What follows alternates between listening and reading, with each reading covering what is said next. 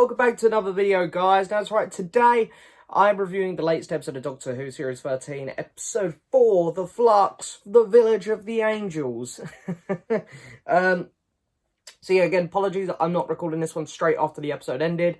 I was at the cinema seeing Ghostbusters when this episode actually aired, so I didn't get home till late last night. But anyway, here I am, finally talking about it. Not only a day late. This season of Doctor Who's been really rocky for me. First episode, I come on here and said I didn't like it. Some people didn't understand that it was an opinion, not a fact. Second episode, I quite enjoyed. The Centaurans were really fun. There was some problems with the episode, but I really enjoyed it. Last week's was diabolical. And this week's was really good. Really good. Better than the second episode, I think. This was really good. Yeah, good. I like coming on here and being positive. I'd much rather do it than slate something. So, yeah. Chapter 4, Village of the Angels. This episode sees Jodie and the gang. Not the fam anymore, thank God. You know, we got rid of that word, bloody hell. But I still wouldn't be surprised if she tries to use it again at some point. So, the Doctor, Yaz, and Dan? Yeah, it is Dan, yeah. They end up in a village where they're being attacked by weeping angels, sending them back to the year 1901, I think. Now, the thing with the angels is like the weeping angels have only really they have Blink, the double part with Matt Smith, and then the episode where Rory and Amy left. That's been the only ones where they've been the main focus villains, I believe. And then they've just popped up a lot of other times. And all of their stories have been good, I think. Like, Blink's incredible. Top 3 episodes of Doctor Who ever. And the double part with Matt Smith and the Weeping Angel and the Statue of Liberty one were very good episodes as well, I thought. So the Weeping Angels have always had good episodes. And I think what makes them so cool is that they're scary. The idea that they really play with lighting when the angels are used is very cool. I think it's a very cool concept for a villain. So the Weeping Angels always have a factor over other villains, that they have a much more interesting presence than just your usual monster coming after the Doctor. So they already have a little bit of an edge for them.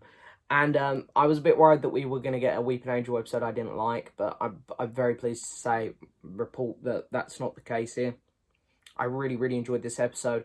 I thought the angels were very menacing. Sometimes they used the lighting perfectly in this episode. Other times they would literally just cut to black on the screen.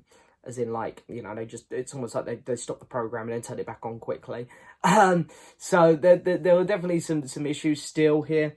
But really cool. The angels were very intimidating. There was a really, really interesting use of angel work as well. Like when the Doctor was, you know, spoilers, turning into one with the angel wings on her back and stuff. I thought that was really cool. Stuff like that we hadn't seen before. I also want to point out the side characters, which I found really interesting. I really liked the woman who sort of led the Doctor there. She was cool. And the older guy who fought in the war was a really awesome side character. I hope we see more of him. He was really, really cool. I didn't like that they kept cutting to what was going on with this other woman out there in space who had nothing to do with this. I really didn't like that. She kept bumping into the guy who played Neil in The Inbetweeners. I really, really wish that wasn't in this episode because it kept pulling me out. And then, of course, you see one of those weird make-up-y villains, you know, like kill a load of people, I think. I'm not entirely sure.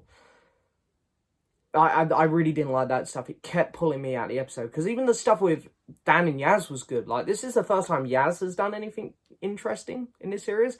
And there's nothing against her character. She's just always been on the weaker side of the stories this season. But here, with Dan, she had a much more interesting part here. And I just thought it was really good how the angels were also sort of breaking into the house bit by bit.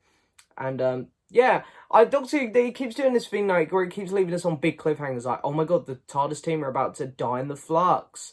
Oh my god, Yaz and Dan are about to die in these weird pod things. Oh my god, the Doctor's become an angel and she's dead. It's like maybe just do something not quite as big on the cliffhangers because we all know that this isn't going to happen. It just feels a little bit too much at times. But anyway, yeah, the Village of the Angels. I mean, I haven't really been rating these episodes out of 10, but I'd probably lean towards like a 7.5 to an 8. I thought it was a really, really solid episode. The best one this season so far. I'd give it a little edge over the Sontaran one. It's definitely better than episode 1 and 3. It's just not hard at all. But yeah, it was a good episode. Guys, if you haven't seen it, go check it out. It's a fun time. But anyway, that's going to do it for this review. Hope you enjoy it as always. Don't forget to hit that subscribe button, like the video, leave a message. And as always, I'll see you next time for another video. Bye-bye.